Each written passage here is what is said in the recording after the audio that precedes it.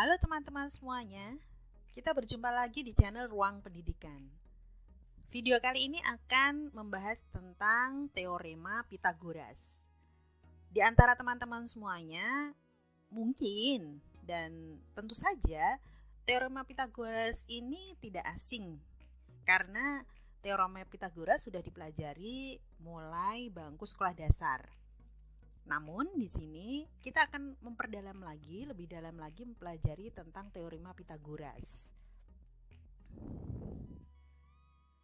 Oke, dalam video kali ini apa yang akan kita pelajari? Yang pertama, kita akan mengenal teorema Pythagoras lebih dalam lagi. Sedikit akan kita singgung sejarah tentang teorema Pythagoras. Lalu kita akan mengadakan pembuktian pada teorema Pythagoras. Lalu mengenal apa itu triple Pythagoras, dan yang keempat mengenali teorema Pythagoras dalam kehidupan sehari-hari. Teorema Pythagoras yang mungkin sudah teman-teman biasa dengar menyatakan bahwa pada segitiga siku-siku, kuadrat sisi miring sama dengan jumlah kuadrat sisi siku-sikunya. Jadi teorema Pythagoras berlaku pada segitiga siku-siku. Dan teorema ini sekali lagi menyatakan bahwa kuadrat sisi miring, ini sisi miringnya dinotasikan dengan C, sama dengan jumlah kuadrat sisi siku-sikunya. Jika teorema ini dinotasikan dalam kalimat matematika atau dinyatakan dalam kalimat matematika, akan menjadi A kuadrat ditambah B kuadrat sama dengan C kuadrat. Atau sebaliknya, C kuadrat sama dengan A kuadrat ditambah B kuadrat. Ini yang kita kenal sebagai teorema Pythagoras yang sudah diterima sejak kita belajar di bangku sekolah dasar.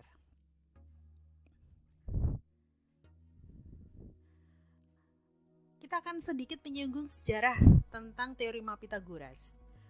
Nama Pythagoras sendiri diambil dari seorang ilmuwan. Jadi Pythagoras adalah seorang filsuf sekaligus ahli matematika Yunani kuno ya, yang hidup sekitar tahun 570 sampai 495 sebelum Masehi. Jadi ya sekitar 2500 sampai 2600 tahun yang lalu. Namun, kendati namanya teorema Pythagoras pada teorema yang kita pelajari kali ini, ternyata Pythagoras ini bukanlah orang pertama yang menemukan rumus yang kita kenal sebagai teorema Pythagoras. Karena menurut sejarah, teorema Pythagoras pertama kali digunakan oleh masyarakat India dan juga Babilonia sejak tahun 1900 sampai 1600 sebelum Masehi. Jadi 1000 tahun jauh sebelum Pythagoras lahir. Itu sejarah pertama yang harus kita ketahui. Ini fakta-fakta pertama yang harus kita ketahui, karena mungkin ketika orang mendengar teorema Pythagoras, yang ada di pikiran kita adalah teorema ini diciptakan atau dikemukakan pertama kali oleh Pythagoras, seperti itu. Tapi ternyata bukan. Lalu pengetahuan kedua yang harus kita ketahui bahwa teorema Pythagoras awalnya menyatakan bahwa jumlah luas persegi yang menempel pada kaki-kaki segitiga siku-siku sama dengan luas persegi yang menempel pada hipotenusanya. Jadi rumus atau teorema Pythagoras awal itu menyatakan bahwa jumlah luas persegi yang menempel pada kaki-kaki segitiga siku-siku sama dengan luas persegi yang menempel pada hipotenusanya. Dan teorema ini kemudian berkembang menjadi teorema yang sekarang kita kenal. Kalau yang awal, yang menyatakan awal tadi sebagai luas persegi yang panjang sisinya sama dengan panjang sisi dari segitiga siku-siku tadi, sering disebut sebagai teorema Pythagoras masa lampau atau teorema Pythagoras lama. Dan teorema ini kemudian berkembang menjadi teorema Pythagoras yang kita kenal saat ini. Jadi pernyataan ini jika teman-teman bingung akan saya gambarkan seperti ini. Jadi perbandingan antara yang dulu, teorema Pitagoras yang dulu dengan yang sekarang itu seperti ini. Teorema Pitagoras yang awal aslinya itu sebenarnya pernyataan dari yang seperti ini. Jadi luas persegi yang memiliki sisi sepanjang hipotenusanya ini, jadi katakanlah persegi yang 25 ini memiliki sisi masing-masing 5. Dan luas persegi dengan sisi sepanjang hipotenusanya ini sama dengan penjumlahan luas persegi yang sisinya sama dengan sisi siku-siku pada segitiga siku-siku. Jadi sisi siku-siku yang satu ini sisinya 4 dan yang ini sisinya 3. Luas perseginya jika dijumlahkan maka sama dengan luas persegi yang sisinya sama dengan hipotenusanya. Ini yang awal. Dan bisa saya katakan ini teorema Pitagoras asli. Nah, yang berkembang, yang sekarang banyak berkembang di buku pelajaran dan lain-lain yang mungkin juga teman-teman ketahui sampai sekarang itu bukan yang ini, melainkan yang sudah dimodifikasi sedemikian rupa sehingga kalimatnya menjadi bahwa kuadrat dari sisi miring sama dengan penjumlahan dari kuadrat sisi-sisi siku-sikunya pada segitiga siku-siku. Secara konseptual sebenarnya sama. Namun secara konseptual sebenarnya sama. Namun secara pengertian saat ini menjadi pelajaran di bangku-bangku sekolah menjadi berbeda. Jadi yang banyak diperkenalkan dan memang sekarang menjadi teorema Pitagoras yang digunakan terutama di bangku sekolah, baik sekolah dasar maupun SMP maupun SMA, memang yang dikenal adalah kuadrat sisi miring sama dengan jumlah dari kuadrat sisi-sisi siku-sikunya pada segitiga siku-siku. Tidak salah karena secara konseptual sama. Jadi dari sini teman-teman harus tahu ya bahwa sebenarnya teorema Pitagoras itu menyatakan seperti ini. Adapun ketika teman-teman mengenalnya sebagai yang sebelah kanan pun tidak masalah, tapi cukup teman-teman tahu sejarahnya karena secara konseptual itu sama.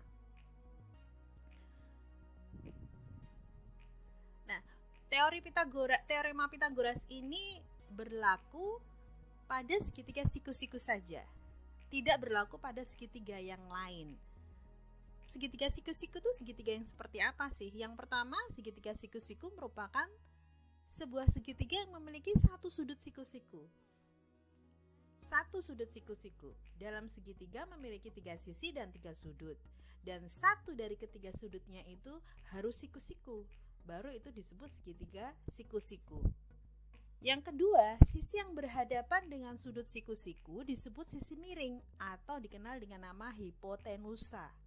Sedangkan sisi-sisi yang mengapit sudut siku-sikunya disebut sisi siku-siku.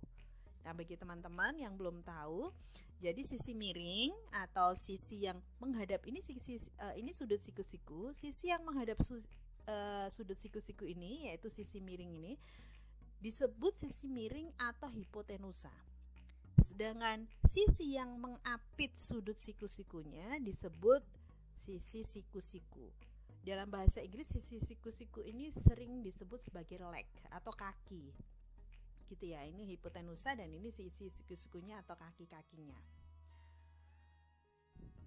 Dan yang ketiga yang perlu teman-teman ketahui bahwa sisi-sisi dan sudut pada segitiga siku-siku memiliki hubungan khusus yang berperan sebagai dasar ilmu trigonometri, yaitu salah satu cabang matematika yang mempelajari hubungan sudut, hubungan panjang dan sudut segitiga. Jadi teman-teman yang akan belajar trigonometri dasarnya dari teorema Pitagoras ini atau pengetahuan tentang hubungan sisi dan sudut pada segitiga siku-siku.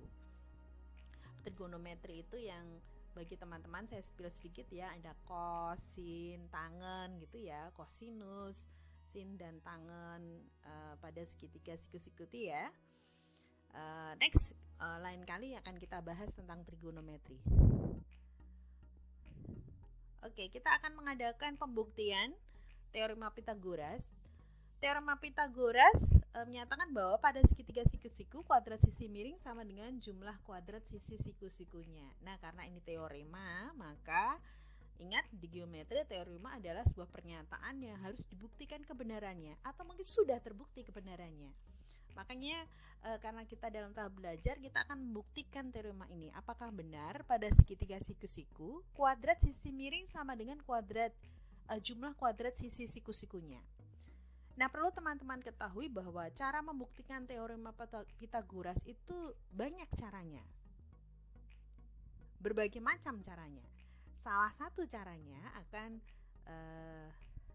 diperkenalkan di video kali ini. Jadi, untuk membuktikan teorema Pythagoras, kita akan menggambar sebuah persegi seperti ini. Jadi, teman-teman bisa perhatikan gambar di samping kanan ini. Dibuat sebuah persegi, di sini ada sebuah persegi besar yang berwarna kuning ya. Dan di dalamnya itu ada persegi kecil yang berwarna biru. Persegi besar ini teman-teman memiliki sisi A tambah B. Jadi persegi besar yang berwarna kuning ini sisinya A tambah B. Sedangkan persegi kecil yang di dalam persegi besar itu memiliki sisi C. Nah, irisan dari persegi besar yang kuning dengan persegi kecil yang biru membentuk 4 buah segitiga siku-siku dengan sisi A, B, dan C. Teman-teman bisa lihat ya. Dan keempat segitiga ini kongruen. Kenapa kongruen? Iya, bisa terlihat di sini. Karena di dalam ini merupakan persegi dengan sisi C, maka keempat sisinya C. C semua di sini. Sedangkan yang di atas ini sisi dari persegi besar, di mana sisi panjangnya A tambah B. Ini A tambah B, A tambah B, dan A tambah B yang sebelah sini.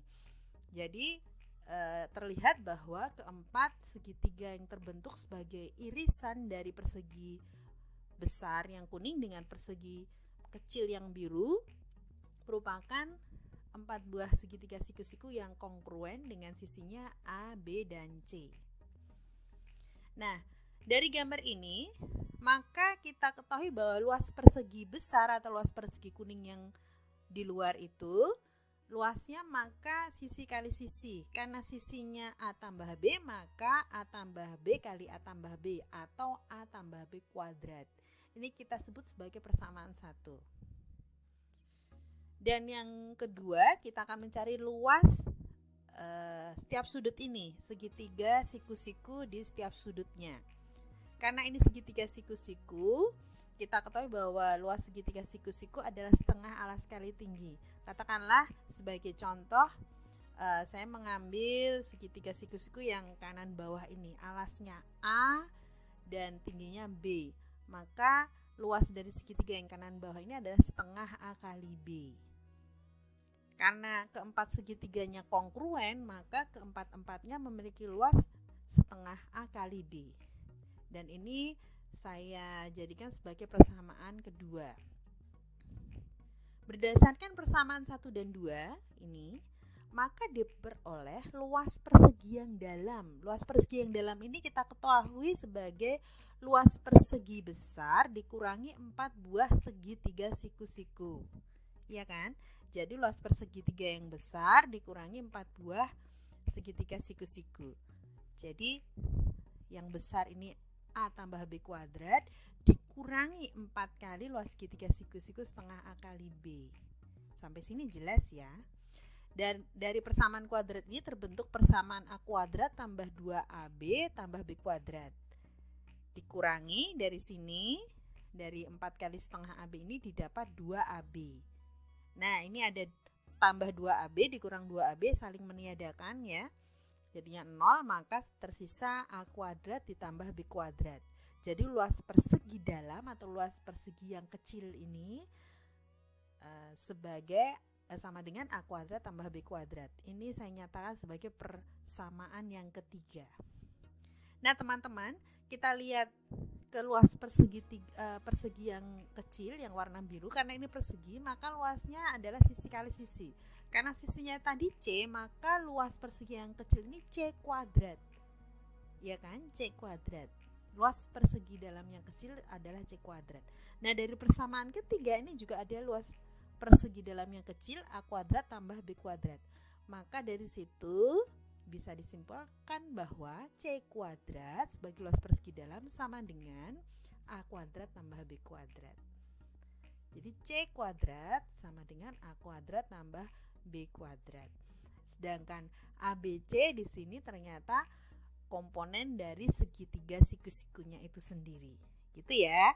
Jadi dari sini C kuadrat sama dengan A kuadrat tambah B kuadrat. Kita lihat di sini C kuadrat sama dengan A kuadrat tambah B kuadrat.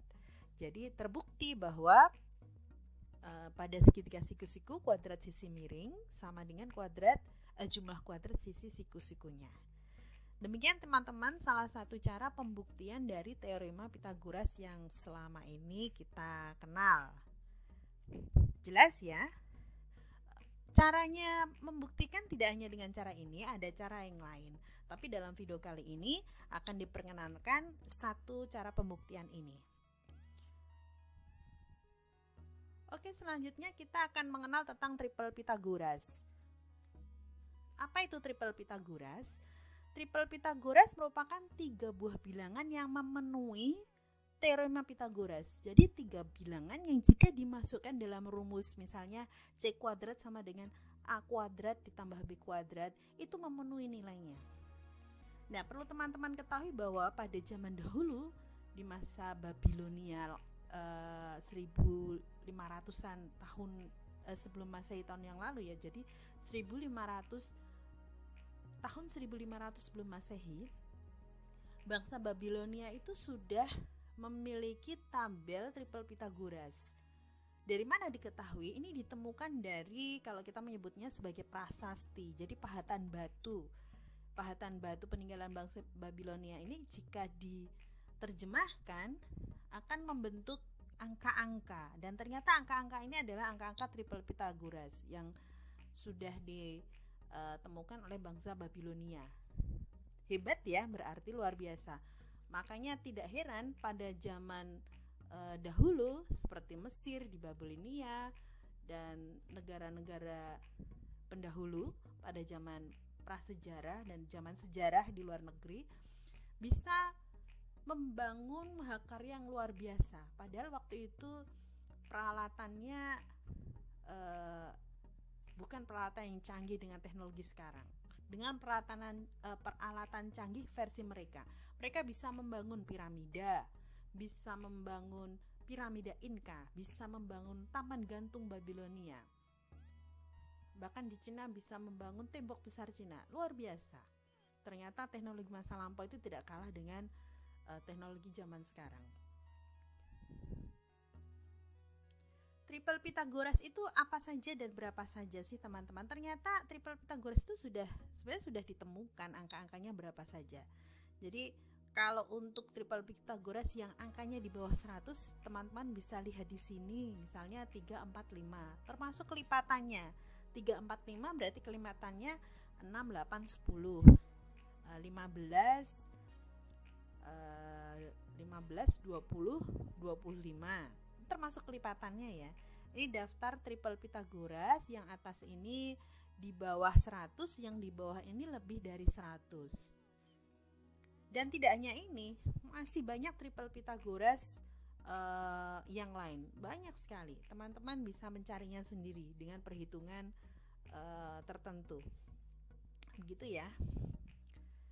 Yang paling banyak digunakan biasanya triple Pythagoras pada soal-soal untuk latihan rumus Pythagoras yang awal tuh seperti ini, misalnya 3, 4, 5, 5, 12, 3, 8, 15, 7, itu biasanya, atau kelipatannya ya, biasanya banyak digunakan untuk latihan teorema Pythagoras.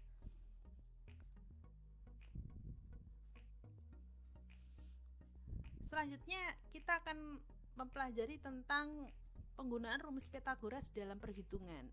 Dicontohkan misalnya soal sederhana ya, hitunglah panjang sisi C dari gambar ini. Ada sebuah segitiga siku-siku, alasnya 12 cm, tingginya 5 cm. Sisi miringnya berapa? Bagaimana cara mencarinya? Sesuai dengan rumus Pitagoras yang kita pelajari dari teorema Pitagoras. Ingat, teorema itu sama dengan rumus, sama dengan dalil ya. Jadi sama ketika kita mengatakan teorema Pitagoras itu sama dengan rumus Pitagoras. Jadi kita ketahui bahwa kuadrat sisi miring sama dengan penjumlahan dari kuadrat sisi siku-sikunya, maka C kuadrat sama dengan A kuadrat plus B kuadrat. Di sini karena C kuadrat itu C-nya itu sisi miring, jadi rumus ini tepat ya. Katakan A-nya itu tingginya, B-nya itu alasnya.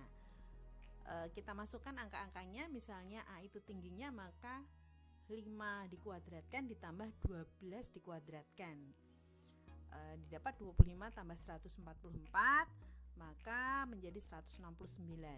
Dari C kuadrat sama dengan 169, maka C sama dengan akar 169. Nah, dari sini terjawab C sama dengan 13 cm. Akar 169 sama dengan 13 ya teman-teman. Mudah ya cara menggunakan rumus Pitagoras dalam perhitungan.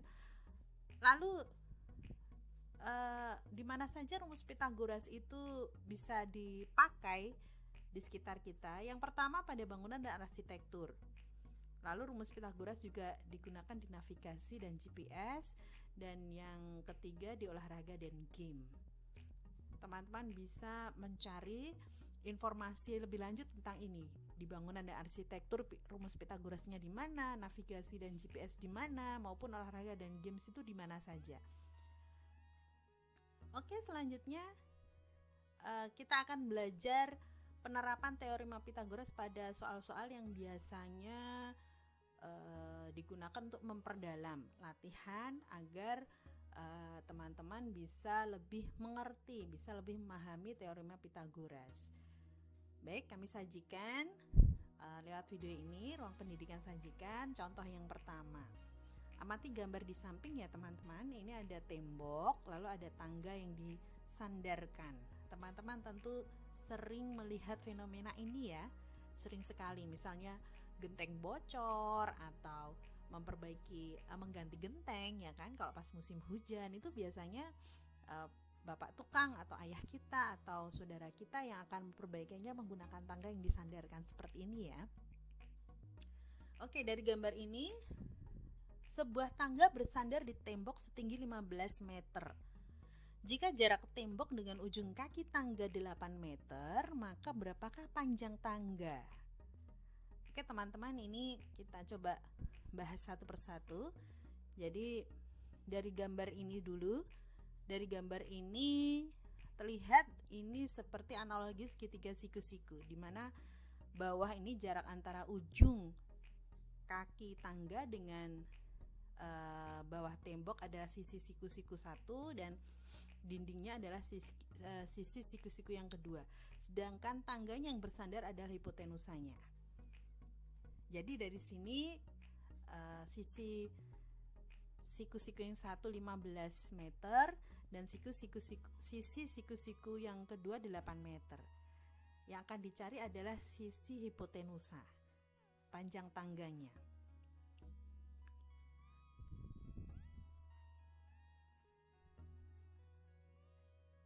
Oke, misalnya jawabnya salah satu cara penyelesaiannya seperti ini. Misal panjang tangga sebagai C. Ini kita misalkan panjang tangga ini C.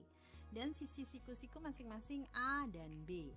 Maka C kuadrat sama dengan A kuadrat tambah B kuadrat. Kita misalkan ya, mana yang A, mana yang B, dan mana yang C. Dan ABC ini tidak paten selalu C yang merupakan hipotenusanya. Tidak. Boleh kok teman-teman misalnya hipotenusa sebagai X atau sebagai B atau sebagai S, sebagai K, boleh. Tidak harus A, B, dan C, dan tidak harus C itu sebagai hipotenusa, tidak. Tapi harus bersesuaian ya teman-teman. Rumus dengan gambarnya harus bersesuaian. Nah di sini dimisalkan panjang tangga itu sebagai C atau hipotenusanya. Maka rumus ini menjadi C kuadrat sama dengan A kuadrat tambah B kuadrat. Kita masukkan angkanya masing-masing, maka didapat C kuadrat sama dengan 189. C dari sini maka didapat C sama dengan akar kuadrat dari 189 yaitu 17. Jadi panjang tangga adalah 17 meter ya.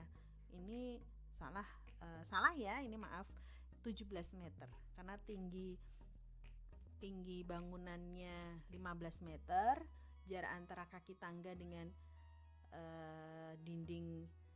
dindingnya 8 meter, maka panjang tangganya 17 meter, bukan sentimeter ya. Oke. Lalu selanjutnya kita coba persoalan yang kedua. Nah, ini penerapan teorema Pythagoras pada navigasi. Kalau tadi pada bangunan ya, ini pada navigasi. Di sini coba teman-teman perhatikan. Jadi di sini ada kapal, ada mercusuar, dan ada di sini ada kantor penjaga pantai, yang dimana ada penjaga pantai di sini, begitu ya. Seorang penjaga pantai melihat sebuah kapal dari kejauhan. Jarak penjaga pantai ke kapal, jadi jarak penjaga pantai ke kapal begini jaraknya adalah 500 meter. Jarak dia ke mercusuar, jadi jarak dia penjaga pantai ke mercusuar ini 400 meter. Jika posisi antara penjaga pantai, kapal, dan mercusuar seperti pada gambar di samping, seperti ini gambarnya, maka berapa jarak kapal ke mercusuar? Nah, dari gambar ini terlihat sekali bahwa ini analogis segitiga siku-siku. Maka dari itu berlaku teorema Pythagoras. Jadi tadi ya, jarak antara penjaga dengan kapal itu 500 meter, penjaga dengan mercusuar 400 meter. Yang ditanyakan adalah jarak antara kapal dengan mercusuar. Jadi bisa digambarkan seperti ini. Maka penyelesaian soal ini adalah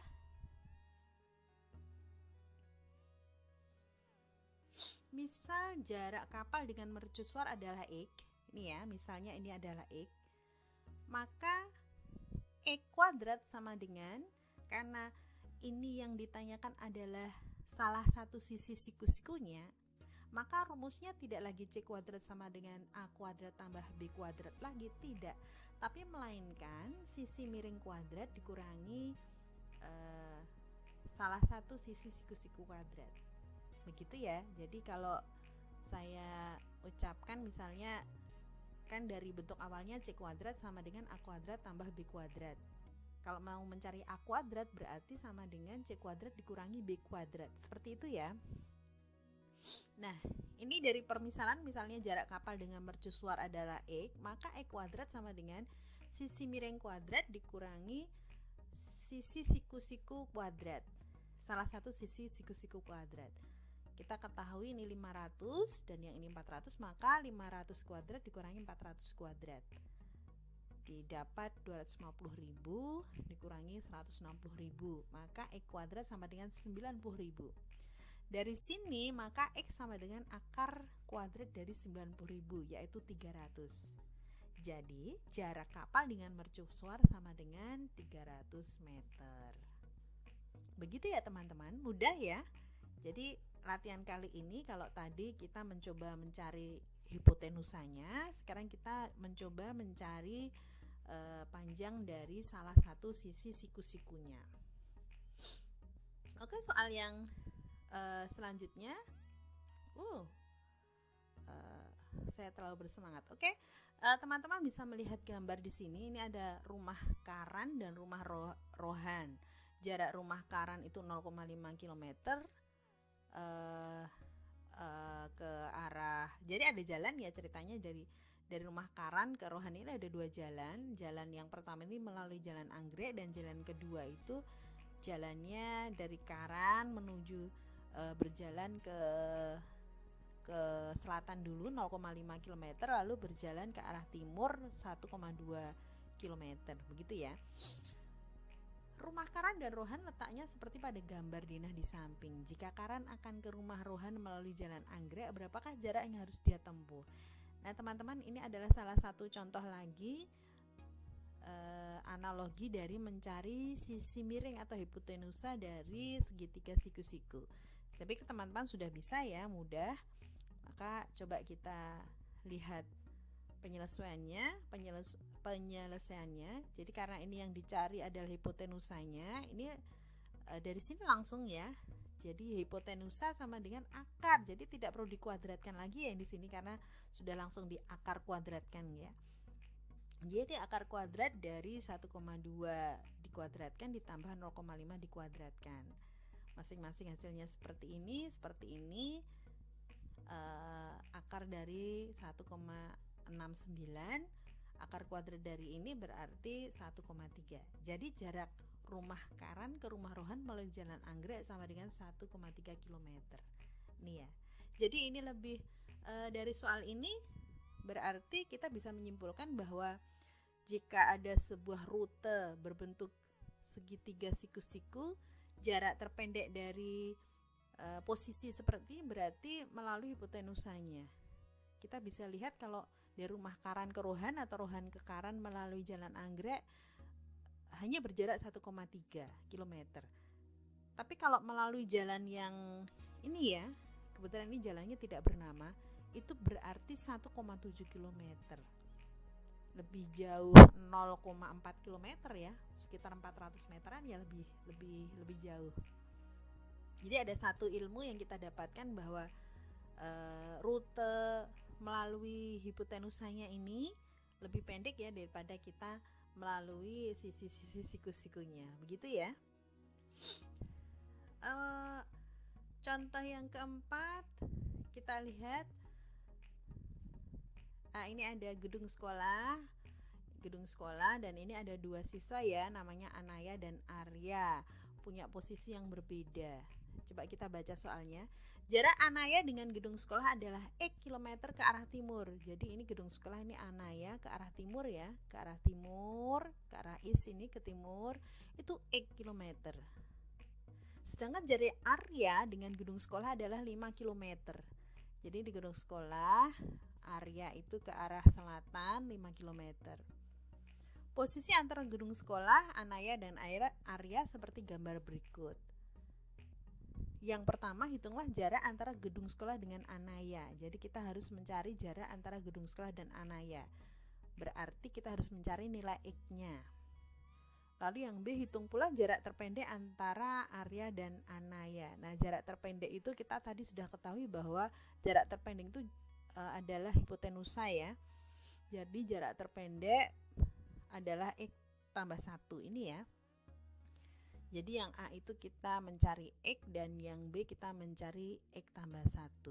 Dari sini bagaimana sih ini cukup berbeda dengan 3 soal yang tadi sudah kita bahas ya. Untuk soal seperti ini bagaimana cara mengerjakannya? Oke, akan kita bahas. Sama, mengerjakannya sebenarnya sama, hanya mungkin modifikasi ya.